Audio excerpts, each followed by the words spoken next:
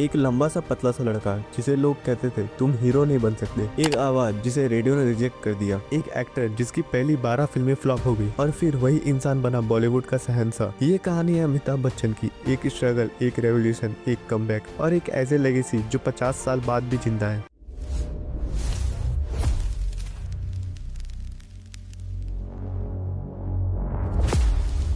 Chapter 1, early life and family roots. 11 अक्टूबर 1942 जन्म हुआ इलाहाबाद में। उनके पिताजी द मशहूर हिंदी कवि हरिवंश राय बच्चन और माताजी तेजी बच्चन एक कल्चर और आर्टिस्टिक पर्सनैलिटी। घर में लिटरेचर, डिसिप्लिन और सिंपलिसिटी का माहौल था। नाम पहले इंकिलाब रखा गया था लेकिन बाद में हुआ अमिताभ, जिसका मतलब होता है the light that will never die. शायद तभी लिख दिया गया था, ये रोशनी कभी बुझने वाली नहीं है। Chapter 2, the struggle years. Mumbai आने का डिसीजन इजी नहीं था, ना कोई फिल्म बैकग्राउंड, ना कोई गॉडफादर। उनकी हाइट अनयूजुअल थी, उनकी आवाज हेवी थी, उनका फेस ट्रेडिशनल हीरो जैसा नहीं था। ऑल इंडिया रेडियो ने उन्हें रिजेक्ट कर दिया। फिल्म प्रोड्यूसर ने कहा स्क्रीन प्रेजेंस वीक है। 1969 में उन्हें पहला ब्रेक मिला फिल्म सात हिंदुस्तानी से। फिल्म क्रिटिकली अप्रिसिएटेड थी लेकिन कॉमर्शियल हिट नहीं बनी। फिर आया फ्लॉप फेज, लगातार 12 फिल्में बॉक्स ऑफिस पर फेल। इंडस्ट्री ने उन्हें लेबल कर दिया फ्लॉप एक्टर, लेकिन कहानी यही खत्म नहीं होने वाली थी। चैप्टर 3, जंजीर, I am the angry young man. 1973 film जंजीर। इस फिल्म ने बॉलीवुड का ट्रेंड ही बदल दिया। उस वक्त रोमांटिक हीरोज का दौर था लेकिन अमिताभ ने लाया गुस्सा, रिबिलियन, सिस्टम के खिलाफ आवाज।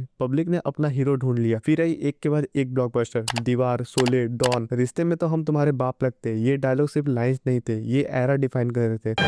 रिश्ते में तो हम तुम्हारे बाप होते हैं, नाम है शहंशाह। 70s और 80s में अमिताभ सिर्फ एक्टर नहीं, इंडस्ट्री थे। Chapter 4, the coolie accident. 1982 film Coolie. एक फाइट सीन के दौरान पुनीत इसार के साथ एक्शन करते वक्त उन्हें सीरियस इंटरनल इंजरी हुई। हॉस्पिटल के बाहर हजारों लोग खड़े थे। मंदिरों, मस्जिदों, गुरुद्वारों में दुआ हो रही थी। इंडिया ने तब महसूस किया अमिताभ सिर्फ स्टार नहीं, इमोशन है। कूली फिल्म के बाद 6 साल का एक लंबा वक्फा था जहां पर आपके पास कोई काम नहीं था। दुर्भाग्यवश वो कूली फिल्म के उस इंसिडेंट की वजह से है कि मुझे झटके से एक दिन में I was selected as the villain opposite Amitabh Bachchan in Coolie. मैंने 8-10 फिल्में साइन कर ली और फिर वो जो एक दुर्भाग्यवश अमिताभ बच्चन के साथ ऐसा हादसा हुआ था और वो मरते मरते बचे थे। और एक When the accident happened, obviously I wasn't aware of how serious it was, and nobody did for at least 72 hours. I was in a hospital in Bangalore, and I just thought that this was some kind of a very minor wound or a condition. But luckily, there was another doctor that was visiting the hospital too, and taking one of his patients in for an operation. And Jaya just said, you know, my husband is here, and would you like to have a look at him? And he just walked into the door, and I was lying on the bed somewhere here, and he says, get this guy into the OT because it's very serious.